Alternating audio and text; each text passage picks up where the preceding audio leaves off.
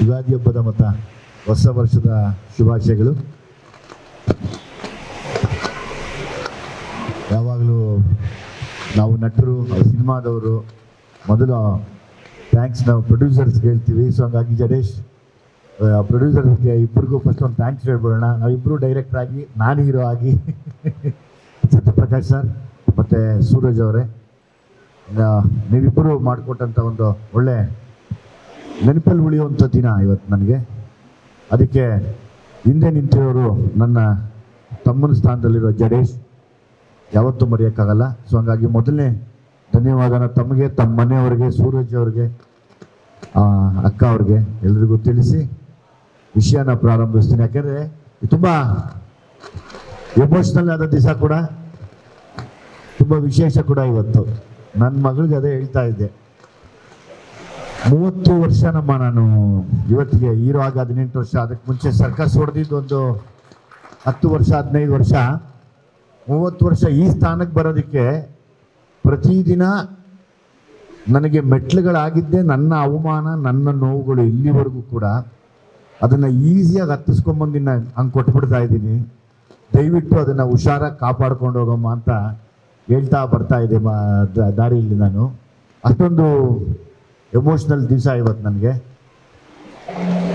ಕಥೆ ಬಗ್ಗೆ, ಮೋನಿಕಾ ಬಗ್ಗೆ ಮಾತಾಡ್ಬೇಕಾದ್ರೆ ಮೊದಲು ಇದೇ ಮುಗಿಸ್ತೀನಿ. ರಿತನ್ಯ ಬಗ್ಗೆ ಮಾತಾಡ್ಬೇಕಾದ್ರೆ ಮುಗಿಸ್ತೀನಿ.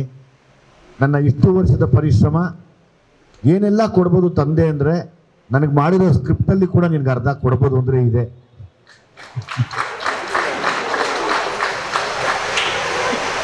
ನಾನೇ ಹೀರೋ ಆಗಿ ಕೂಡ ನಿಂತ್ಕೊಂಡು ಮಾಡ್ಕೊಂಡ್ಬಿಡ್ಬೋದಾಗಿ, ಜಡೇಶ್ ನನಗೆ ನಾನೇ ಬೇಕು ಅಂತ. ಅಂದರೆ ಇನ್ನೇನೆಲ್ಲ ಸ್ಯಾಕ್ರಿಫೈಸ್ ಮಾಡ್ಬೋದು ತಂದೆ ಅಂದರೆ ಇದನ್ನು ಕೂಡ ಮಾಡಿದ್ದೀನಿ ಅಂತ ಒಂದು ತೋರ್ಸಕ್ಕೆ ಇಷ್ಟಪಡ್ತೀನಿ ರಿತನ್ಯ. ಗೊತ್ತಿಲ್ಲ, ನಾನು ಹೀರೋ ಆಗೋಕ್ಕಿಂತ ಮುಂಚೆ ನಾನು ನೆನ್ನೆಯಿಂದ ಯಾವುದೇ ಯೋಚನೆ ಮಾಡ್ತಿದ್ದೆ.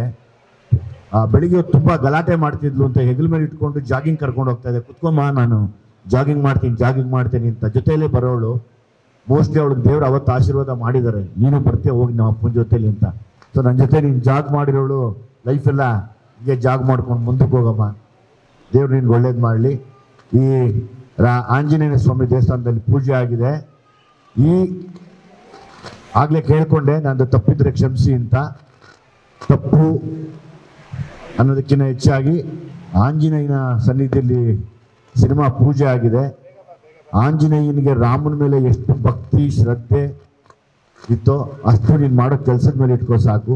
ತುಂಬ ದೂರಕ್ಕೆ ಕರ್ಕೊಂಡು ಹೋಗ್ತೀಯ, ಅದೇ ಸಾಕ್ಷಿ, ನೀನು ಬೇಡ. ಅಯ್ಯಪ್ಪ ಎಷ್ಟು ರಾಮನ್ನ ಇಷ್ಟಪಡ್ತಿದ್ನೋ, ಎಷ್ಟು ಶ್ರದ್ಧೆಯಿಂದ ಇದ್ನೋ, ಎಷ್ಟು ಅದಕ್ಕೆ ಇಲ್ಲಿವರೆಗೂ ಮಾತಾಡ್ತೀವಿ ಅವ್ರ ಬಗ್ಗೆ. ಅದನ್ನ ಇಟ್ಕೊಂಡ್ರೆ ನೀನು ಕರ್ಕೊಂಡು ಹೋಗುತ್ತೆ. ಇವತ್ತಿಂದ ನೀನು ರಿತನ್ಯ 3 ಜನ ನಿನ್ನ ನೋಡ್ತಾರೆ ತಾಯಿ ತಂದೆಯಾಗಿ, ನನಗಿನ್ನ ಹೆಚ್ಚಾಗಿ. ಒಂದು, ಯಾವಾಗಲೂ ನಿನ್ನ ನೋಡುವಂಥ ಮಾಧ್ಯಮ. ಅವ್ರು ಯಾವತ್ತೂ ನಮಗೆ ಕೆಟ್ಟದ್ದು ಮಾಡಿಲ್ಲ, ಮಾಡೋದು ಇಲ್ಲ. ನಿನ್ನ ಯಾವತ್ತೂ ಕಣ್ಣಲ್ಲಿ ಕಣ್ಣಿಟ್ಟು ನೋಡ್ತಾ ಇರತ್ತೆ, ನಿನ್ನ ತಿದ್ದಕ್ಕೆ ಹೋಗ್ತಾ ಇರತ್ತೆ. ಇನ್ನೊಂದು, ನಮ್ಮನ್ನು ಪ್ರೋತ್ಸಾಹಿಸಿ ನಮಗೆ ಊಟ ಕೊಡುವಂಥ ಅಭಿಮಾನಿಗಳು, ಅವರು ನಿನ್ನನ್ನು ನೋಡ್ತಾ ಇರ್ತಾರೆ. ಇನ್ನೊಂದು, ದೇವ್ರು ನೋಡ್ತಾ ಇರ್ತಾನೆ. 3 ಒಂದೇ, ತಪ್ಪಂದ್ರೆ ಕ್ಷಮಿಸೋದೇ ಇಲ್ಲ. ಎಲ್ರಿಗೂ ಒಂದೇ ಬೇಕು, ಪ್ರಾಮಾಣಿಕತೆ. ದೇವ್ರಿಗೂ ಅದೇ ಬೇಕು, ನೋಡೋರ್ಗೂ ಅದೇ ಬೇಕು. ಯಾಕಂದ್ರೆ ಮೀಡಿಯಾ ಅಂದ್ರೆ ಎಲ್ರಿಗೂ ಒಂದು ಭಯ ಅಂತಾರೆ ಯಾವಾಗಲೂ. ನನಗೆ ಭಯ ಇಲ್ಲ, ಅಂದ್ರೆ ಸತ್ಯವಾಗಿದೆ. ಪತ್ರಿಕಾ ಮಾಧ್ಯಮ ಆಗ್ಬೋದು, ದೃಶ್ಯ ಮಾಧ್ಯಮ ಆಗ್ಬೋದು, ಅದನ್ನ ನಾನು ಇವತ್ತಿಗೆ ಅದನ್ನ ಎಲ್ಲರ ಮುಂದೆ ನೀವು ಹೇಳಕ್ಕೆ ಇಷ್ಟಪಡ್ತೀನಮ್ಮ. ನಿನ್ನ ಜೀವನ ತುಂಬ ಚೆನ್ನಾಗಿರಲಿ, ಸುಖವಾಗಿರು, ಚೆನ್ನಾಗಿರು. ದೇವ್ರು ತುಂಬ ದೊಡ್ಡ ಮಟ್ಟಕ್ಕೆ ಕರ್ಕೊಂಡು ಹೋಗಲಿ ನಿನ್ನ. ಹಂಗಾಗಿ ಮಾಧ್ಯಮದ ಎಲ್ಲ ಸ್ನೇಹಿತರಿಗೆ ನಾನು ಎದ್ದು ನಿಂತು ಹೇಳ್ಕೊತೀನಿ, ಏನೋ ತಪ್ಪು ಮಾಡಿದ್ರೆ ಕೈ ಹಿಡಿದು ನಡೆಸ್ಕೊಂಡು ಕರ್ಕೊಂಡು ಹೋಗಿ ದಯಮಾಡಿ. ಹಿಂಗೆಲ್ಲ ಹಂಗೆ ಅಂತ ತಿದ್ದಿ, ಯಾಕಂದರೆ ಗೊತ್ತಾಗಲ್ಲ ಇನ್ನು, ಬಹುಶಃ ಇನ್ನೂ ಕಲಿಯೋದಿದೆ, ಕಲೀಲಿ. ಅದನ್ನು ಹೊರತುಪಡಿಸಿ ಮಾತಾಡೋದಾದರೆ, ಜಡೇಶ್ ನನ್ನ ಇಷ್ಟು ವರ್ಷದ ಎಕ್ಸ್ಪೀರಿಯನ್ಸಲ್ಲಿ ಜಡೇಶ್ ತುಂಬ ರಿಸರ್ಚ್ ಮಾಡಿ ಓದ್ಕೊಂಡು ಅದ್ರ ಮೇಲೆ ನಾನು ಸಿನಿಮಾ ಮಾಡಿದ್ರೆ ಏನಾಗುತ್ತೆ ಅಂತ ಯೋಚನೆ ಮಾಡಿ ನಿರ್ದೇಶನ ಮಾಡುವಂಥ ನಿರ್ದೇಶಕರಲ್ಲಿ ಜಡೇಶ್ ಕೂಡ ಒಬ್ಬರು. 100% ಹೇಳ್ತೀನಿ, ಜಡೇಶ್ ಒಬ್ಬ ತುಂಬಾ ದೊಡ್ಡ, ಆಲ್ರೆಡಿ ದೊಡ್ಡ ಡೈರೆಕ್ಟ್ರು, ಇನ್ನೂ ದೊಡ್ಡ ಮಟ್ಟಕ್ಕಂತೂ ಹೋಗೋದು ಕನ್ಫರ್ಮ್ ಇದೆ. ಅದು ಅದ್ರಲ್ಲಿ ಎರಡು ಮಾತಿಲ್ಲ. ಯಾಕೆಂದ್ರೆ ಈಗ ನನಗೆ ಇಂಡಿಪೆಂಡೆಂಟ್ ಆಗಿದ್ದೀನಿ, ಇವಾಗ ನಾನು ನಟ, ಡೈರೆಕ್ಟರ್ ಅಲ್ಲ ಈಗ. ಸೊ ಹಂಗಾಗಿ ನಮಗೆ ಒಳ್ಳೆ ಮೇಸ್ಟ್ರುಗಳು ಸಿಗಲಿಲ್ಲ. ಈ ಥರ ಒಳ್ಳೆ ಮೇಸ್ಟ್ರು ಸಿಕ್ಕಿದ್ರೆ ನಾವು ಚೆನ್ನಾಗಿ ಆಗ್ತಾ ಇದ್ವಿ. ಏನೋ ಅಲ್ಲಲ್ಲಲ್ಲಿ ಸಿಕ್ಕಿದ್ರು, ಆಮೇಲೆ ಗೊತ್ತಾಗಲಿಲ್ಲ ನಮಗೆ ಬೇರೆ ಬೇರೆ. ಹಂಗಾಗಿ ನನಗೊಂದು ಒಳ್ಳೆ ಮೇಸ್ಟ್ರು ಥರ ಜಡೇಶ್ಗೆ ಆಲ್ ದ ಬೆಸ್ಟ್ ಹೇಳ್ತೀನಿ. ಅಟ್ ದ ಸೇಮ್ ಟೈಮ್ ನಾನು ಯಾವಾಗಲೂ ಖುಷಿ ಪಡುವಂಥದ್ದು ಇಬ್ಬರನ್ನ ನೋಡಿದಂಥ ಇಬ್ಬರು ತಂದೆ ಮಕ್ಕಳನ್ನ. ಅದು ಹೆಂಗೆ ಹೇಳೋಕ್ಕಾಗತ್ತೆ? ಅದು ನಾನು ನನ್ನ ಮಗನಿಗೆ ಹೇಳಿದೆ, ನಾನು ಪ್ರೊಡ್ಯೂಸರ್ಸ್ನ ನೋಡಿದೆ, ಅವ್ರು ತುಂಬ ಚೆನ್ನಾಗಿದ್ದಾರಪ್ಪ, ಅವ್ರು ಅನ್ಯೋನ್ಯವಾಗಿ. ಆ ಥರ ನಾನು ನೀವು ಆಗ್ಬೇಕಣೋ ಅಂತ ಕೇಳಿದೆ. ಹೆಂಗಿರ್ತಾರೆ ಅಂತ ನೀವು ಬಂದು ನೋಡು ಅವ್ರನ್ನ. ಅಂದರೆ ತಂದೆ ಮಕ್ಕಳನ್ನಕ್ಕಿಂತ ಹೆಚ್ಚಾಗಿ ಒಂದು ಸ್ನೇಹಿತರು ಮತ್ತು ಒಬ್ರಿಗೊಬ್ರು ಗೌರವ ಕೊಡೋದು, ಒಬ್ರು ತಪ್ಪಾದರೆ ಒಬ್ರು ಎದ್ದು ನಿಂತ್ಕೊಂಡು ಇದು ಹಿಂಗೆ ಮಾಡೋಣ ಅನ್ನೋದೇ ಒಂದು ದೊಡ್ಡ ವಿಷಯ. ನನಗೆ ಅದ್ರ ಬಗ್ಗೆ ಭಾರಿ ನಿಮ್ಮ ಬಗ್ಗೆ ರೆಸ್ಪೆಕ್ಟ್ ಇದೆ ಸೂರಜ್ ಸರ್ ಮತ್ತು Satyaprakash sir. As it is ಸ್ವಾಮಿ, ನಾನು ಮೊದಲನೇ ಸರಿ ಕೆಲಸ ಮಾಡ್ತಾ ಇದ್ದೀವಿ. ನರಸಿಂಹಣ್ಣ ನಾವು ಕೂಡ ಒಟ್ಟಿಗೆ ಇದ್ದೀವಿ. ನಾನು ಮಾಸ್ತಿ ಸದ್ಯಕ್ಕೆ ನಾವೆಲ್ಲ ಇರೋವರೆಗೂ ಇರ್ತೀವಿ. ಅದು ಹೊರತುಪಡಿಸಿ ನಮ್ಮ ತುಂಬ ಒಳ್ಳೆಯ ನಟ. ನಾನು ನೋಡಿದೆ, ನನಗೆ ಆ ಪಾತ್ರಕ್ಕೆ ತುಂಬ ಇದು ನಡೀತು, ಅಪ್ಪ ಸ್ಪರ್ಧೆ ನಡೀತು ಆ ಪಾತ್ರಕ್ಕೆ. ಪಾಪ ಅದು ತಪ್ಪಿರಲಿಲ್ಲ, ಬಟ್ ನಾನು ಹೇಳಿದೆ ಆ ಪಾತ್ರಕ್ಕೆ ಆತನೇ ಸೂಟ್ ಆಗೋದು ಅಂತ ರಿಕ್ವೆಸ್ಟ್ ಮಾಡಿಕೊಂಡು ಒಬ್ಬರು ಹಿರಿಯರಿಗೆ ಅವರೇ ಮಾಡಲಿ ಅಂತ ಹೇಳಿದೆ. ಅದನ್ನು ಬಿಟ್ಟು ಕಥೆ ತುಂಬ ಅದ್ಭುತವಾಗಿದೆ, ತುಂಬ ಅದ್ಭುತವಾಗಿದೆ. ಏನೋ ಇದ್ರೆ ಕೇಳಬೇಕು. ವಿಜಯ್ ಅವರೇ, ಇಂಡಸ್ಟ್ರಿಗೆ ಯಾವುದೇ ಸಪೋರ್ಟ್ ಇಲ್ಲದೆ ಬಂದವರು ನೀವು ಇವತ್ತು ಮಗಳಿಗೆ ಬೆನ್ನೆಲುಬಾಗಿ ನಿಂತಿದ್ದೀರಾ. ಎಷ್ಟು ಕಾನ್ಫಿಡೆನ್ಸ್ ಇದೆ ಅವ್ರ ಬಗ್ಗೆ?